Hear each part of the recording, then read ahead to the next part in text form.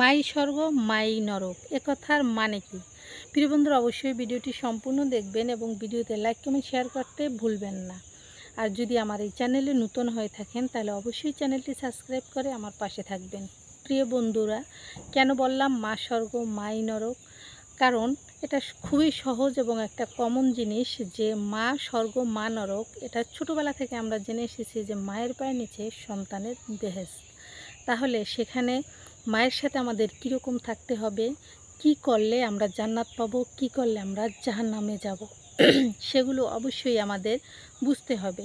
আর এই বোঝাটা তখনই মাথায় ওঠে যখন আপনি বুঝদার হন।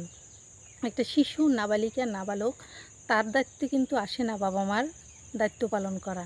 তখনই আসে যখন আপনি সেইভাবে প্রতিষ্ঠিত হন, সেইভাবে এস্টাবলিশ হন, সেইভাবে বুঝদার হন। তখন আপনার উপর দায়িত্ব আসে আপনার বাবা মার। তখন যদি আপনি আপনার মা বাবাকে বা মাকে মূলত বেশি করে যে তার সাথে যদি আপনি ভালো আচরণ করেন, ভালো দেখাশোনা করেন, ভালোভাবে তার কথা শোনেন এবং তাকে সর্বদা আপনার সামর্থ্য অনুযায়ী, সাধ্য অনুযায়ী সুখে শান্তিতে রাখার চেষ্টা করেন, তাহলে আপনার জন্য জান্নাত মানে স্বর্গ নিশ্চিত। এবং আপনি যদি তার বিপরীত, তার সাথে খারাপ আচরণ করেন, খারাপ দেখাশোনা করেন, খারাপ ব্যবহার করেন এবং তাকে আপনার যোগ্যতা অনুযায়ী মূল্যায়ন না করেন এবং আপনি যে তার সন্তান, সে যে সে যে গর্ভধারিণী মা, তাকে আপনি কোনো মূল্যায়নই দেন না, ওই ক্ষেত্রে আপনার জন্য জাহান্নাম মানে নরক আপনার জন্য ধার্য হয়ে যাবে।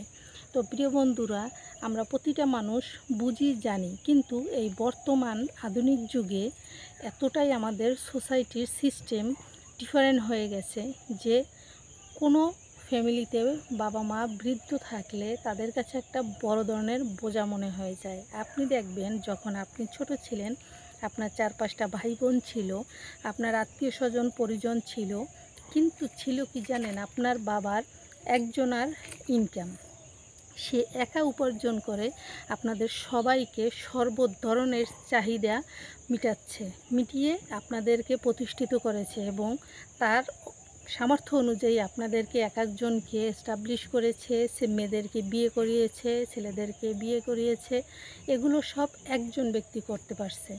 কিন্তু দেখেন, আপনি এ যুগের ছেলে বা এ যুগের মেয়ে হয়ে আপনি কি করতেছেন, তাদের থেকে অনেক বেশি ইনকাম করছেন। আপনার ফ্যামিলি ছোট, হয়তো আপনার 1টা বা 2টা বাচ্চা, এবং আপনার মাকে আপনি কি করলেন, আপনার ইনকাম থেকে তাকে দেখতে পারতেছেন না, আপনি রেখে এসেছেন বৃদ্ধাশ্রমে। ভাই, আপনি কিন্তু বীজ বপন করছেন, সেই বীজের ফসল তিতে হবে না মিঠা হবে, সেটা কিন্তু আপনার জন্য অপেক্ষা করছে।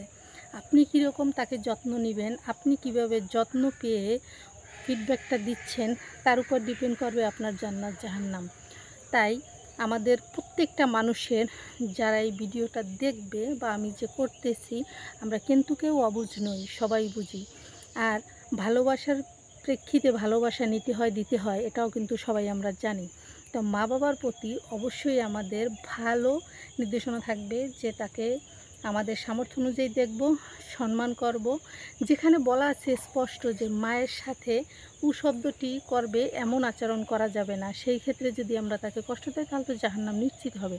তো প্রিয় বন্ধুরা, সবাই বেশি বেশি ভিডিওটা শেয়ার করবেন এবং দেখবেন এবং আমার চ্যানেলটা সাবস্ক্রাইব করে আমার পাশে থাকবেন। সবার জন্য রইল শুভকামনা এবং সবাই ভালো থাকবেন। আল্লাহ হাফেজ।